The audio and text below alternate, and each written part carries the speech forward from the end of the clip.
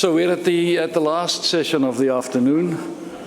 I said to someone earlier today, yesterday morning I had to open the session by saying some words without really saying anything because I didn't want to presuppose what the conference was going to discuss. Now I have to again say something and I don't know what to say.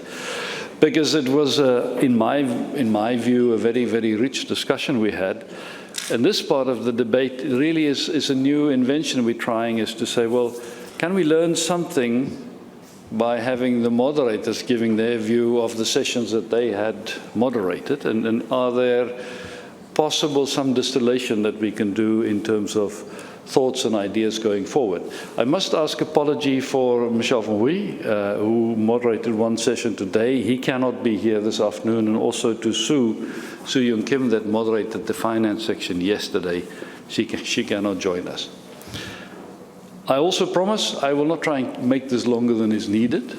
If we finish in 20 minutes, we finish in 20 minutes. If it takes 2 hours, we take 2 hours.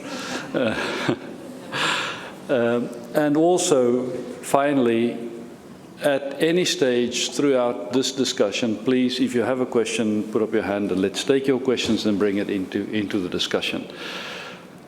I really want to start by just giving a feedback, or some feedback that I have received from many of you over the course of the last 2 days.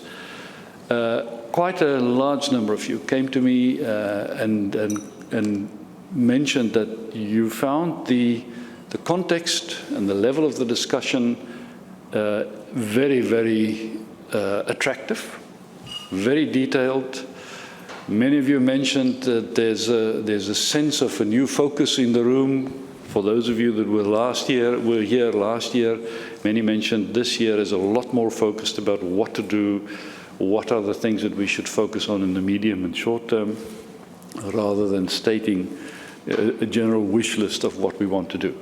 And for that, I think we have to really thank each and every speaker and panelist, and also the moderators, for the very hard work that they've put in, for the fact that they were willing to come here and share their very, very specific ideas with us.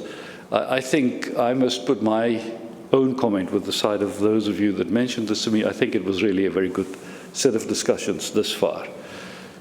In the same vein, quite a number of you also have said, thank you, conference was very well organized, and so on and so forth. I take full credit for that, thank you, alongside the worldsteel team.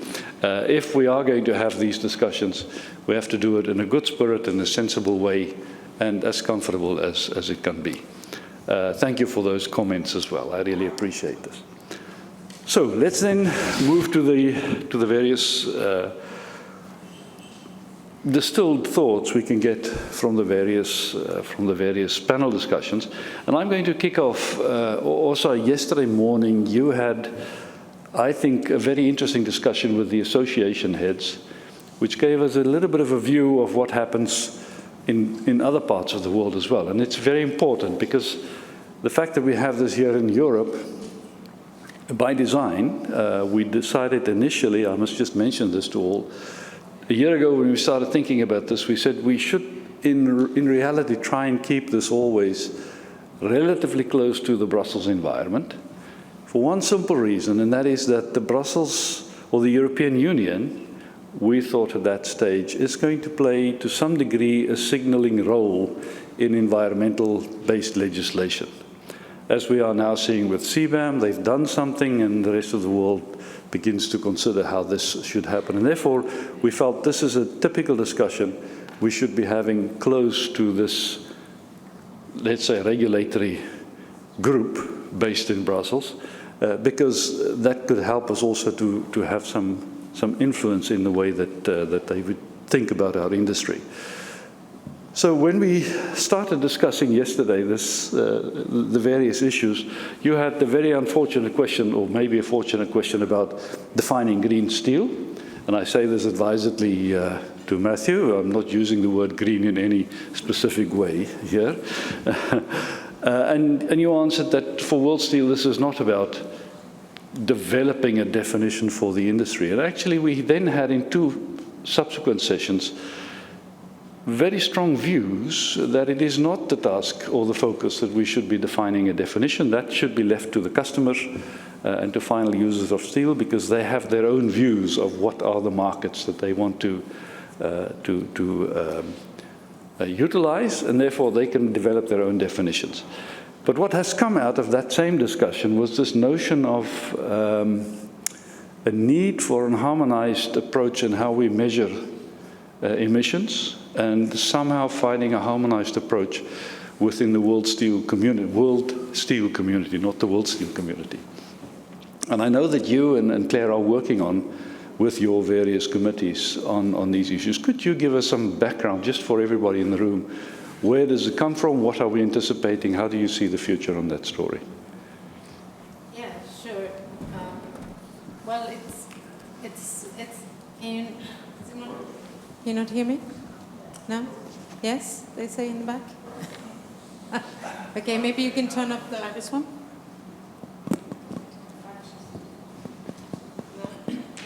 Can you hear me? Yeah, it's okay? All right. Let's see if I can remember what I was going to say. No, but this whole discussion around definitions, let me just start with that first, is of course one that has been going on for some time now. It became... Is that better? Well, I'm glad this is happening at the end of the day. And now? Hello? Can anyone hear me? Number 3? This is 3. Yes. All right. Again, yeah, it's good that it happens at this session and not the first one. No, but the discussion about definitions, of course, have come up in, I would say, in parallel with all these different initiatives related, for example, to public procurement or various targets. And I think it sort of became, how can I say, took somewhat center stage when the German G7 presidency last year asked the IEA to produce a report. And I won't go into the details of that, but that's why last year it was very, very hot topic around definitions. Then the G7 presidency changed to Japan, and Japan was of the view that we should take a step back and make sure that we have a common set of measurement standards and data that we could then use to, calculate against any definition or a set of definitions that might be available in the future. But that it's really important to understand that we're all talking about the same thing and we're measuring the same thing. And it's something that we sympathize a lot with, because focusing too much on the definition somewhat moves away the discussion from the actual actions. So we really need to, as we've been talking about now for 2 days, we need to reduce our emissions, and we need to measure what we are doing. We need to get the facts on the table, and in fact it's less relevant what the definition is, as long as we can measure that we are doing progress. On the initiative then on the Japanese presidency and their leadership in the G7 industrial decarbonization agenda, again they asked IEA and the OECD, as we heard yesterday, to produce reports related to how we can achieve these common measurement standards. And in the IEA report, they recommended to use the worldsteel's existing data systems. So I should just say that we're talking about measurement standards both for site-based emissions and product emissions. So they suggested that we should start from the methodologies that we have already. So we have one on CO2 data collection. You heard me talk a little bit about yesterday. We also have a well-established LCA system that I also mentioned in my presentation.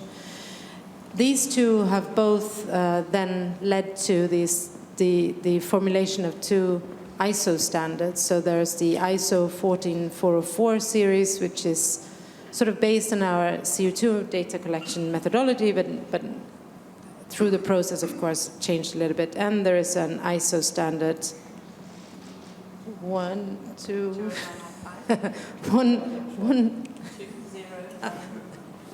20915. Thank you, Claire. But that there is also the responsible steel standard. So in that report, they suggested starting from those 5 standards and working on harmonizing these, and also, of course, making them fit for purpose, because since these were established, somewhat the objectives of the data collection has changed. So that was a little bit long, but that's the sort of the background to the work that we are doing now. So within worldsteel, we are looking at how we can adjust our methodologies to be more fit for purpose. For example, I think I mentioned yesterday as well on the question of methane emissions from metallurgical coal mining, which is currently not included in our CO2 data collection. It is in the LCA, of course, but not in the CO2. Is something, for example, to consider to change from CO2 data only to greenhouse gas emissions. So that's kind of where we are in that. I would say there's a very strong support. I think we heard again from my panel yesterday. It's also from our executive committee a strong support to work on this and to see the need for these common standards. So let me stop there. The work goes on, I should say. Yeah, and I think it has to go on. Also, just and actually a question then from what you were saying, that the work is going on in terms of getting harmonized measurement approaches.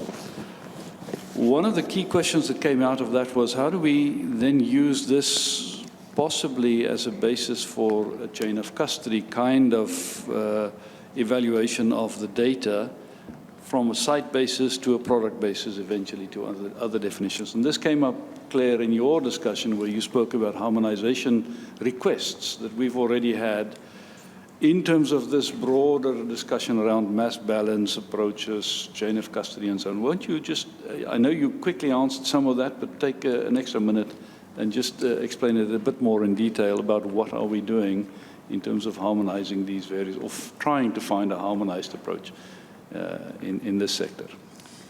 Okay, so a lot of these different ways of looking at either steel production from a site or product base, they have different boundaries, but we believe that we can use the same sort of building blocks to be able to develop, if it's a site-based calculation for crude steel, how far do you go up the, well, on the downstream side, do you include all your processing, your rolling mills? But if you're then taking that to a product level, you should be using the same sort of rules for the steel production site, but then if it's then taking more of an LCA approach, it's then adding on the building blocks of the downstream processes and how you translate that into a product definition. And then in terms of the next step from that is for the claims. How do you make claims about the products? And if you're making claims for a certain product, it's going to be compared in the marketplace. And I think one of the things which I think didn't come out so well in the last session, because I think some of you have spoken to me individually about it, but maybe didn't want to raise your voice, but it's about the skepticism that is out there for these, the different claims that are being made, whether it's by steel companies or by the different initiatives. So I think there is the fundamental work that we need to do to get these agreed upon building blocks that we can then have, as whether it's within worldsteel or hopefully within the wider community of people who are working on these methodologies, agreed upon through the ISO system, through other initiatives, whether it's responsible steel or with GSCC or any of these other systems that are out there, to try to make sure that if everybody's talking about the same thing, then it leads to better credibility when we end up in the supply chain, chain of custody aspect of making the claims. Thanks, Claire. And at any stage, if there are specific questions, please don't hesitate. Put up your hands, and then we'll deal with those.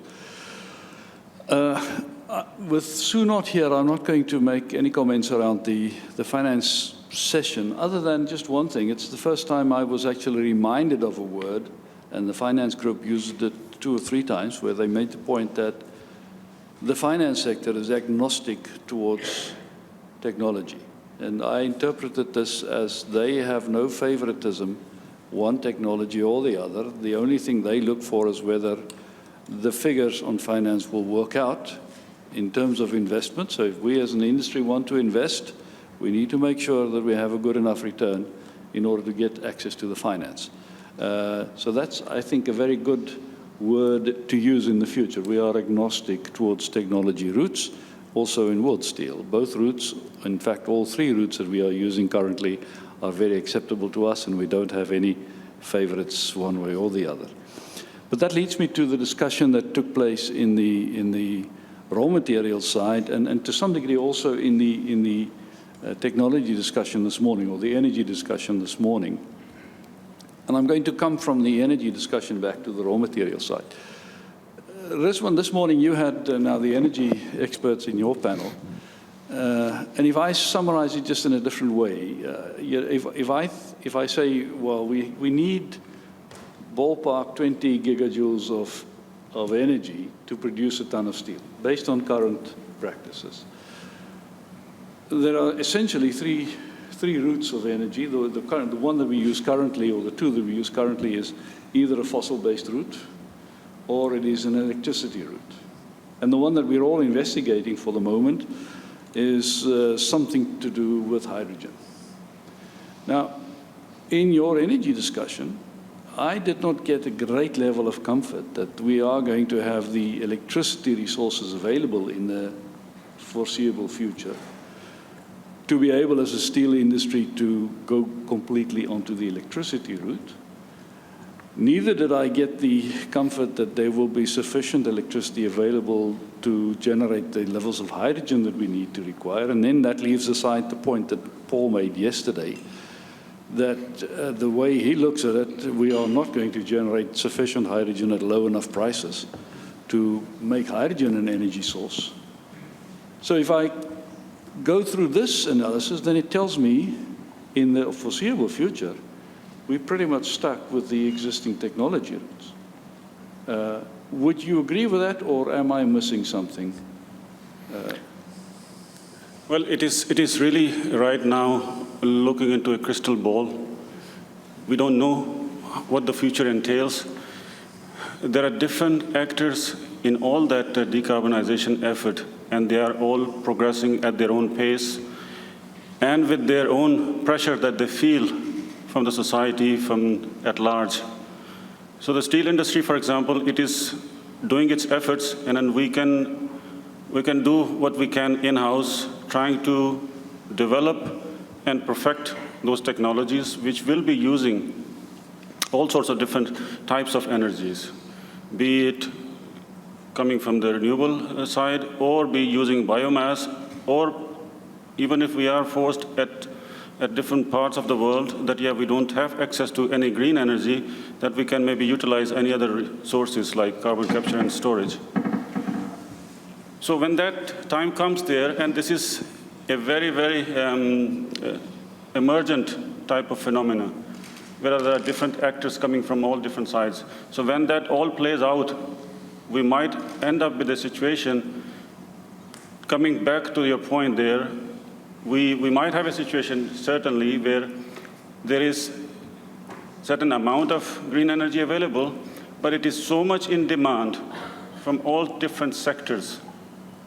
Then the question becomes there about what is it affordable to who?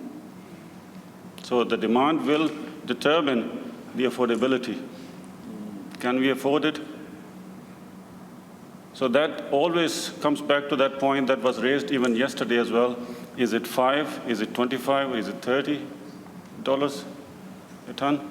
So this is unfortunately a question that can't be answered. But I would say that we should not discard or discount any solution or technology at this point. It's better to have it and not need it, but need it and not have it. So this actually supports what you've said just now, what Rutger opened up yesterday within the panel discussion. I think you said, Rutger, something like, do not throw away the blast furnace just yet. Maybe we should therefore think very carefully also in your discussions on technology in December, on how we find ways to, in the medium term at least, make the blast furnace attractive enough that we can attract the finance and the energy requirements that we need for other routes. Which takes me, Barish, to your discussion yesterday on the raw material side, which I think, I must admit, I found extremely interesting. Many others also mentioned it was a very, very excellent discussion. Two issues I want to just quickly drill into there. One is a little bit in the same vein as the question to Rizwan, the question of availability of high-quality iron ore, and again, linking that to Paul's question around hydrogen availability or cost availability. That gave rise to an interesting series of notions about metal hubs, possibly in Australia, possibly in the Middle East somewhere. But those are all, to some degree, dependent on hydrogen availability. Or did I miss something in that discussion? In other words, what I'm trying to get to is, are these new ideas that we started seeing for possible treatment of high-quality raw materials kind of ideas that are too early because we need to crack the question on hydrogen availability first? What are your views? Edwin, hydrogen availability is very important, but probably it all boils down to raw materials availability plus green energy generation potential.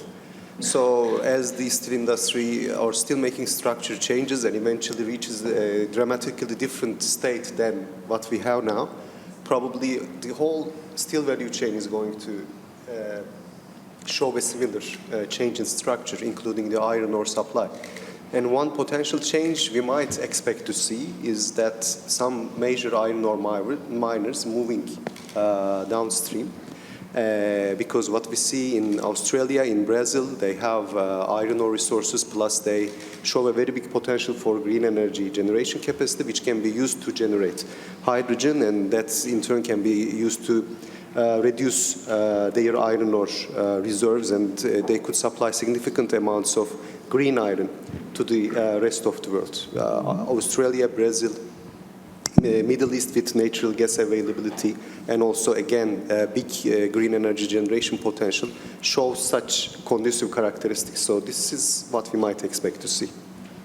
Or this is one of the potential ways the iron ore industry could evolve in the future. Okay, and while we wait for that evolution to take place, we certainly need to take, in my view, recognition of the other part of the discussion in your session, that was the need to contribute to the development of, call it, clean circular systems on metal circulation. In other words, some of the ideas that Jeremy mentioned in terms of working with the downstream industries to find different classification systems, different designs, to ensure that we have a clean circular system, I think is something certainly worthwhile to take up with. And I discussed this morning also with our colleagues in other regions, where they think this is something that we should, as a group of associations, begin to start exploring and see whether we can make it work. So, Jeremy, any ideas that you may have, please let us know, and then we can see whether we can follow that up. I think that's a short-term quick win that we need to try and get in place. Well, I got the impression yesterday you will have lots of ideas. We'll gather them. Not to worry. If I may add to this, it's a very interesting observation and a question that we need to really consider there. The variety of raw materials that are available, and we have got the current existing technologies which can really utilize all of them, the whole spectrum, starting from the very low quality to the very high quality. So we have got the demand and solutions to make use of those, to make any kind of steel. But we are on a very, very fast track now to make that leap, which was achieved in the past 200 plus years, coming up with those technologies. So we have to make that leap very, very quickly. So there are those two vectors that are really moving very fast, which is the industry vector, where we are working on those technologies, which will be hopefully ready to utilize any green energy in any amount that might be available, be it small, be it surplus. So think of a scenario that we have got, we crack that nut, because it is not only us who is looking for the green energy, it is the society at large. There are different actors in there, and they are working day and night. So if somebody is able to crack that nut, the green energy is available surplus. But our technologies that we have been working on are only geared towards using the high quality.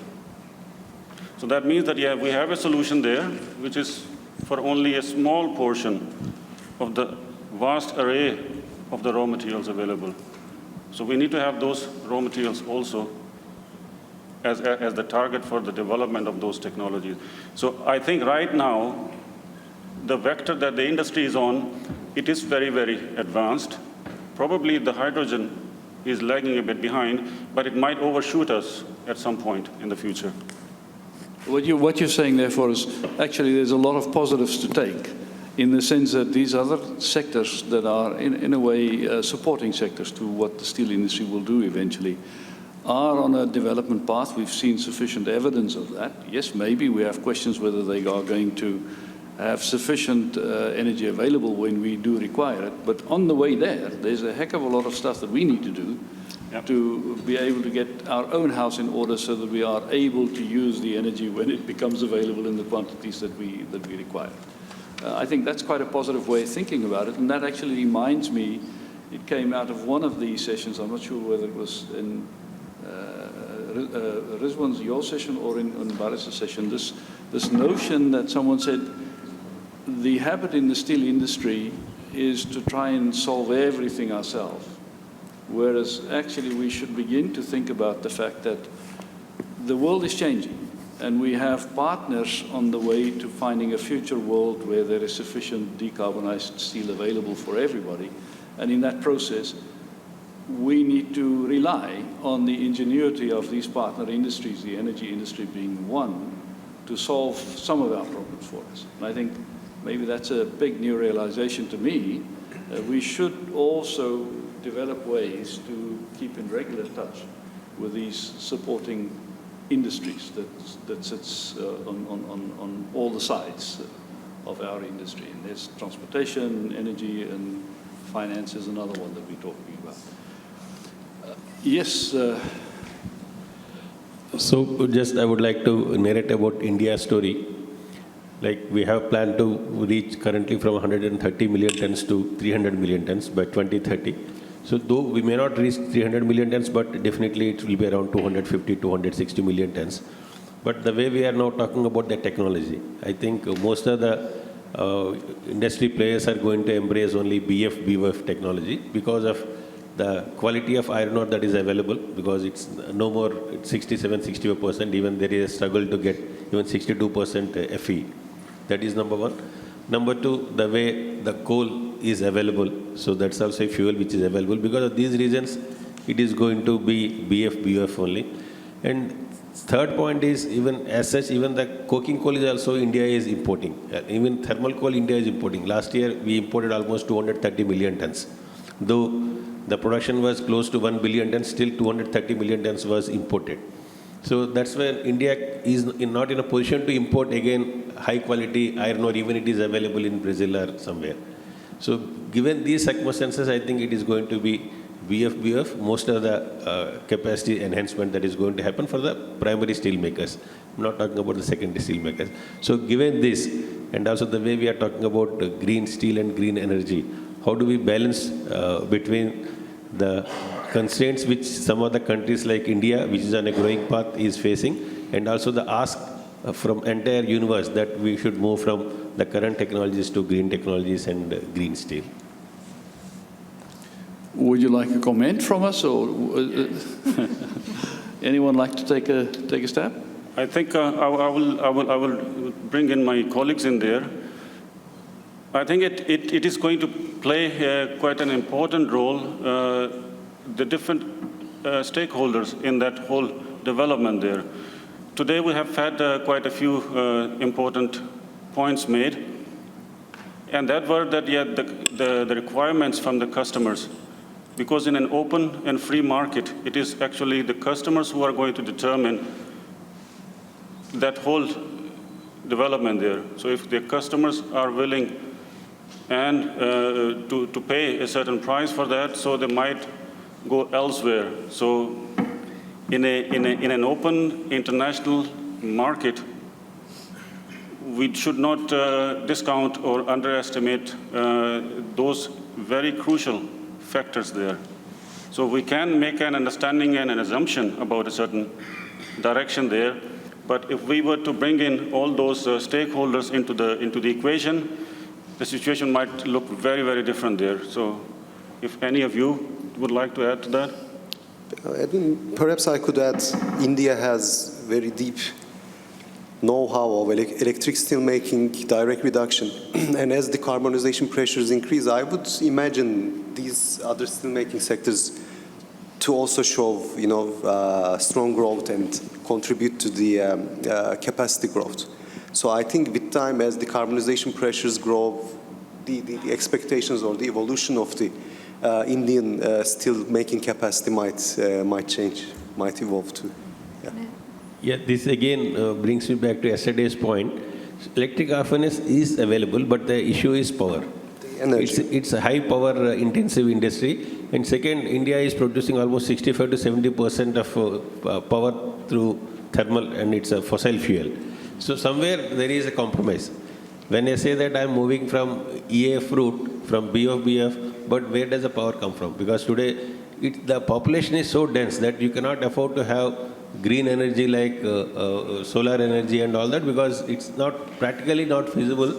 And also the battery storage, we are also not very sure how much time it is going to take for the amount of steel we are talking about. So there are some ifs and buts in between. So that's why I agree that tomorrow customer demands and something has to happen. But how far we can go further, that needs to be seen.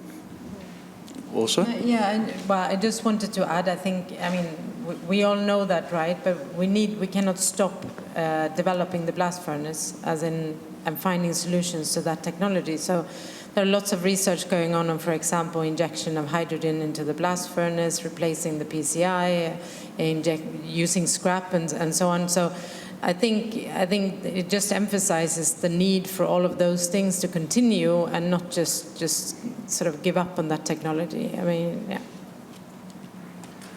Yeah, I think, and what you are describing for the Indian situation, to some degree also apply what we begin to see now also in that whole Southeast Asian region. So there is this question that because of growing demand for steel in many developing areas, and a lack of electricity and a lack of scrap, the only obvious solution for new development lies into the old proven technologies in the blast furnaces. So that does not mean we can deny those regions access to steel, but I think if one does invest in these technologies now, as also says, you should also take the responsibility to know that technology adjustments will take place, and there need to be a longer-term plan that these technology adjustments does follow as quickly as possible. I think there's something else which Rizwan can give more feedback on, and out of our SEPA program, and it also came out of the IEA studies, is that there is already quite a lot that can be done on existing technologies to run them more successfully than we do at the moment. The average figure that I think we've estimated is that on an average, if we can get the world to operate at the level of the best 15% in the blast furnace environment, there can already be an 18% reduction in CO2 emissions just from the blast furnaces. Now, 18% is not something to be sniffed at, as my dad used to say. I think that means if one is going to invest in these technologies and you do the latest breed of technologies, one should try and be as efficient as possible in utilizing them. Claire. To add in, this isn't specifically for the India context, but you're talking about the customers, and I think that there is obviously the role that we have to decarbonise the steel industry in terms of the production, but also when we're looking at the product side of working together with the customers to have better designs. So not over-designing buildings because it's easier or whatever, but to really look at the more material efficiency of our products going into different products. Whether it's the automotive sector, construction, or anywhere else. And I think then linking into the circular economy of better design for reuse, design for remanufacturing, so that you can then, reuse, as we've seen some of the examples in the presentations today. And I think that's something which can be applied globally and in all different sectors. So what Claire is saying, you should just employ structural engineers, because we heard Olivier said this morning, he said you can save as an individual only so much, but you can save a lot more as a structural engineer. Which actually just reminds me of something else that came out of some of the sessions is And it came out last year as well. Last year, we were already beginning to flag this notion of possible skill shortages for new build in new installations. This year, it came up also in operating, a potential shortage of operating staff in terms of the EAFs, and I would assume the same will happen elsewhere as well. So I think this is something for all of us to keep in the back of our mind, is that proper training and proper investment in training is something that we as an industry need to think about collectively. And certainly World Steel will continue with our efforts in Steel University as an electronic platform that makes basic training easier. We will continue with those efforts, but I think it is something that as an industry we need to take on board and also invest some money in.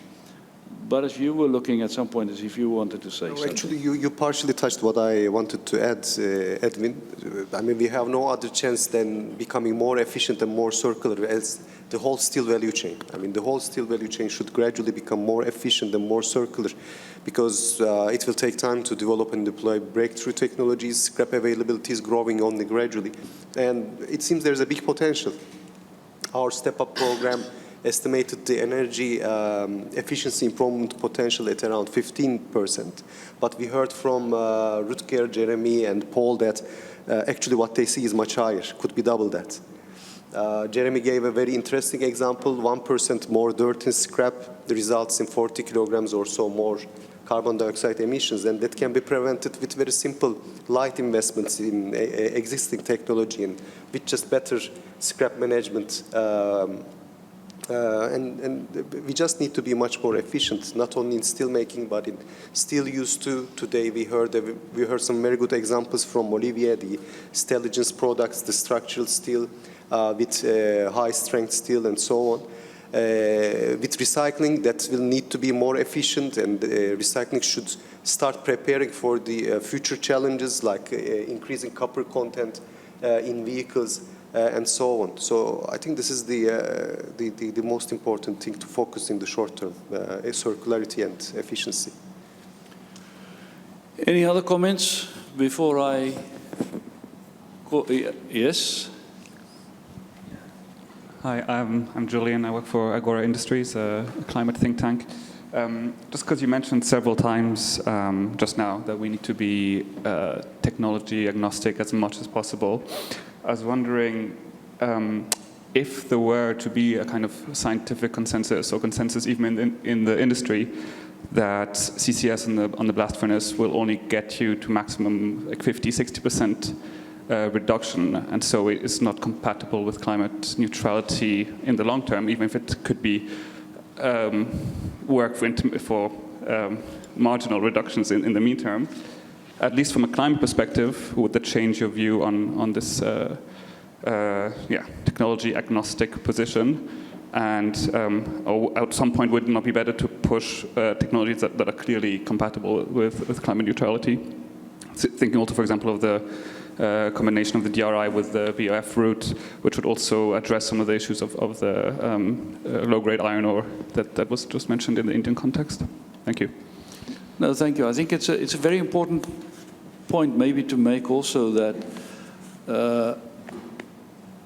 I think we are, as an industry, very, very fortunate that there are a whole buffet of different technologies that can be used to make steel at the moment, but also can improve at different speeds in this path of decarbonization. And I'm not going to prescribe to anyone which technology they should be using. I think what this last 2 days' worth of discussion has again confirmed in my mind is that it is not a question of if we should be doing this anymore. It is now just a question of what is the most efficient way of getting to the target. And the target is to decarbonize as far as we can, as quickly as we can. But we know we won't be jumping from, as someone said, always from hell into heaven in one step. It's going to be a journey. And it is the question of which technologies we use, how we utilize them, and whether we can use at every step of the way the available technologies to be as efficient and as decarbonized as we can be.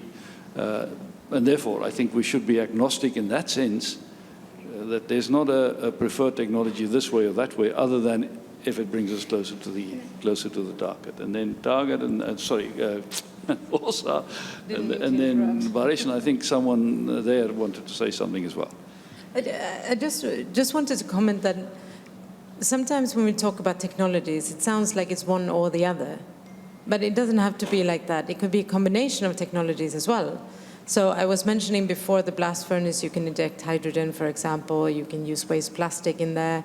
You can do different things. And then you can collect the gases. Then you can use some CCUs, and you can do some CCS. You can then produce something, raw materials for the chemical industry. Then you can take back their products and create a sort of a loop around it. So it's not necessarily, we know what you're saying. I mean, CCS is not the solution by itself to take us to near zero, but in a combination, it could be. So I think we need to try to be not so black and white, but to kind of see it as an organic, yeah, I'll leave it there. I'd like to add that probably there's no one-size-fits-all kind of solution. So I think we'll need to think on a site-by-site basis. So for some sites, one technology will be the obvious solution, like hydrogen steel making could be the obvious solution for some sites, but for others, that will probably not be the case.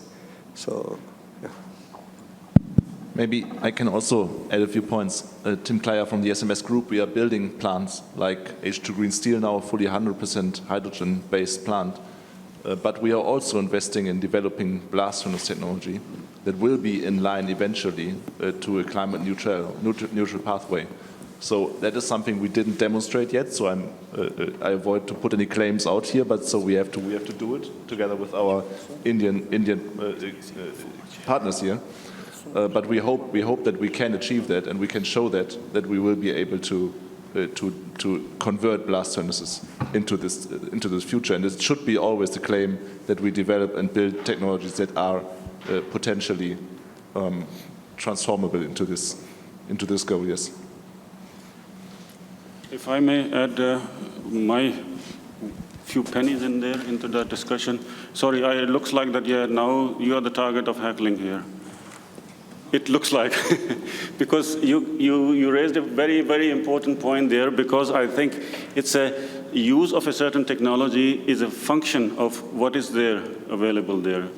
And Mr. Imam made a very important point there. Look, it is the collection of factors that determine what technology is going to be eventually used there. So it's not the matter of having a technology. It's about, are you able to run it in a given context? Are the right conditions there? Take the example of EF. EF technology is perfectly working, but if you do not have electricity, nobody is going to run it, even now. And that's the same thing that, if you discard that, okay, shut all the blast furnaces there, even if we have got, at some point, DRI technology available there, if the hydrogen is not there, if enough electricity is not there, then we have lost that whole cause there. Unless there are any hands, yes, there's another hand going up. Just speak and then it will pick up automatically. Keep speaking. It's okay? Yeah.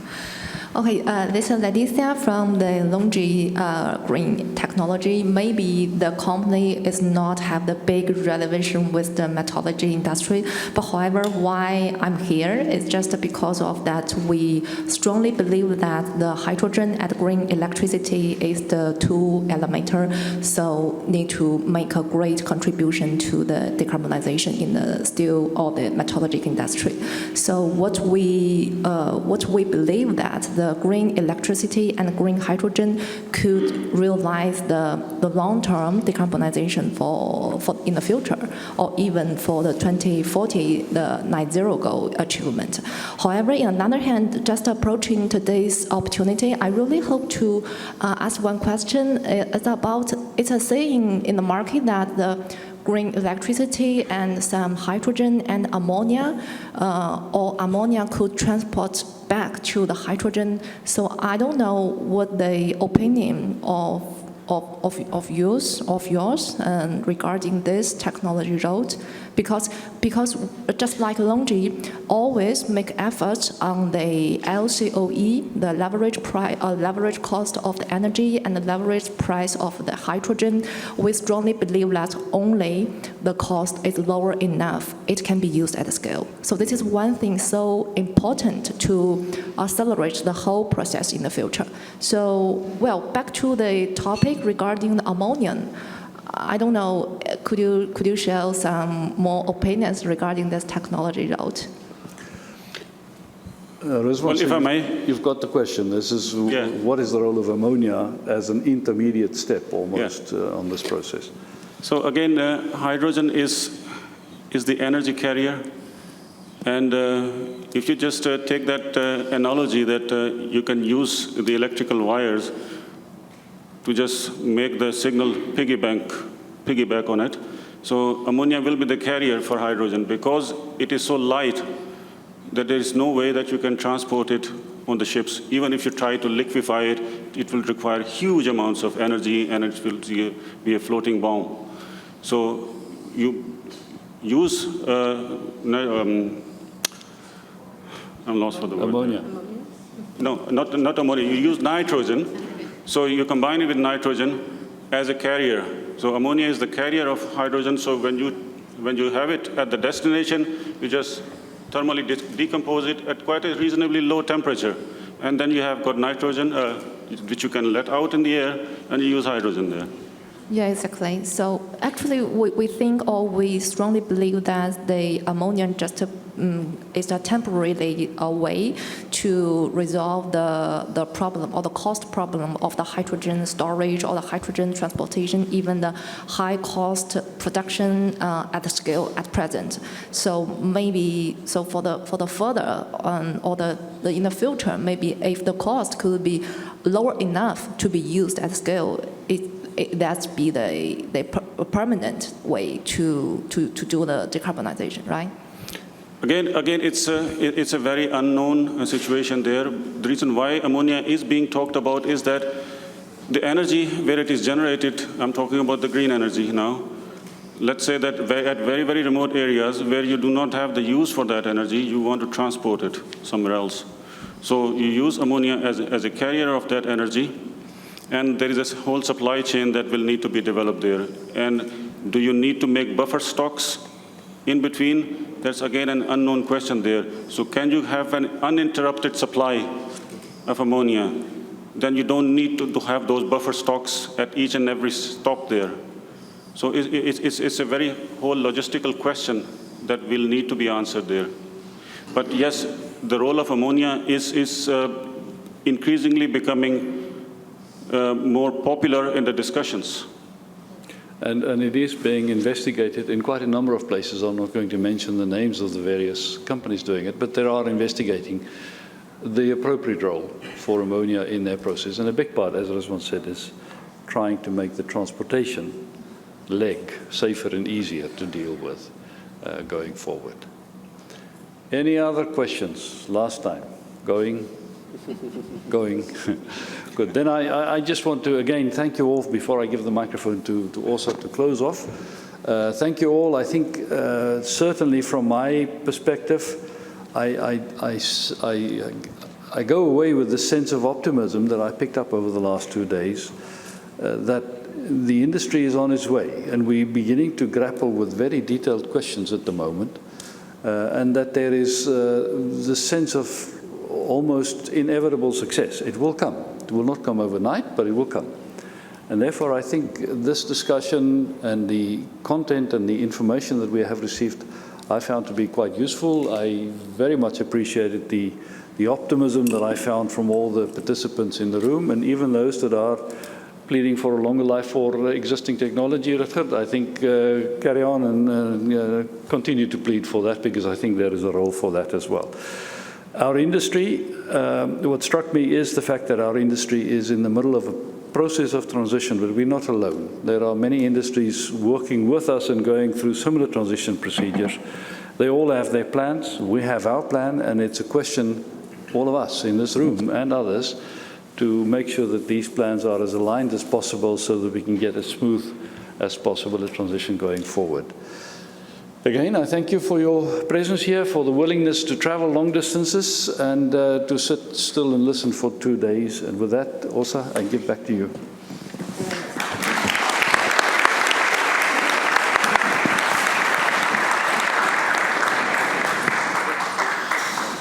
Well, thank you, everyone, also from my side. I share Edwin's feeling of optimism and engagement from everyone here. I am very happy that we managed to get the whole steel ecosystem here in place, and that you've been so happy to share your thoughts and discuss both with us, of course, and with among yourselves.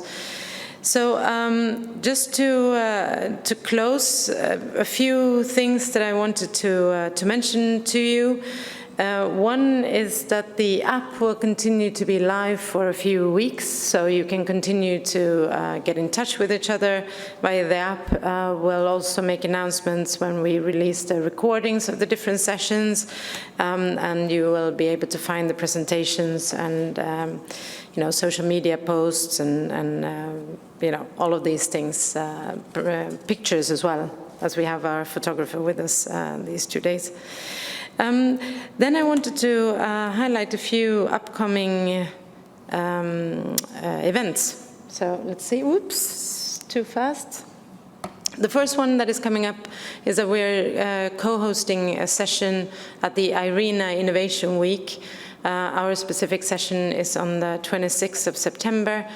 I will be sharing a panel of steel people there, so we will be discussing what is needed, of course, for the transition, in particular from a new renewable energy perspective, obviously. If you're interested in attending this, then please get in touch with either with Karan, who is sitting over there. Can you wave a little bit? All right, or you can find more information on the website, of course. Then the other one is a first for us. Worldsteel is organizing a breakthrough technology conference in December. It's going to be in Abu Dhabi on the 5th and 6th of December with a plant tour at Emirates Steel on the 7th. This is it's sort of a sister event to the Open Forum, but it's more of a technical conference. We are currently evaluating abstracts for the different presentations in the sessions.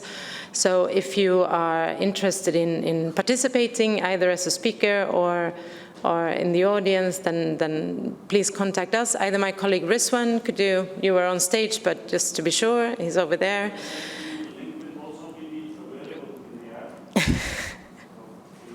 True. We've been told that it was posted there at 4, so it should be available for you now. You can click and it takes you directly to somewhere where you can register for the event. So that's one we're looking very much forward to. It's going to be a hybrid event, by the way, so there will be people in the room and possibility to attend online as well. And then, of course, we are going to organize the Open Forum again. We're very encouraged with the outcome of this discussion here. So the plan is to do it again next year. We are going to try to move it to June because it's in the end quite complicated, at least in Europe, to organize a conference in September because a lot of people are on holiday during the August and so on. So we'll try to make it to June. The idea is to do it in Brussels, but we'll see. We'll come back to you on the exacts, on the location and the dates.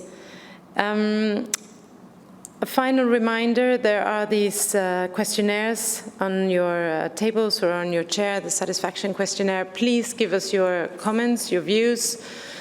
Of course, we'd like to hear that it's very good, but also would like to hear suggestions for how we can make it even better, how we can get even more engaging or interesting discussions, topics that you missed this time that you would like to feature on the agenda next time would be most welcome. Obviously, you can always contact us directly if there's something you want to discuss. And with those words, I'll say thank you one last time to everyone, including the speakers and my fellow moderators, the audience, and of course all my colleagues who've been involved in the organizing of this event. So with that, we close.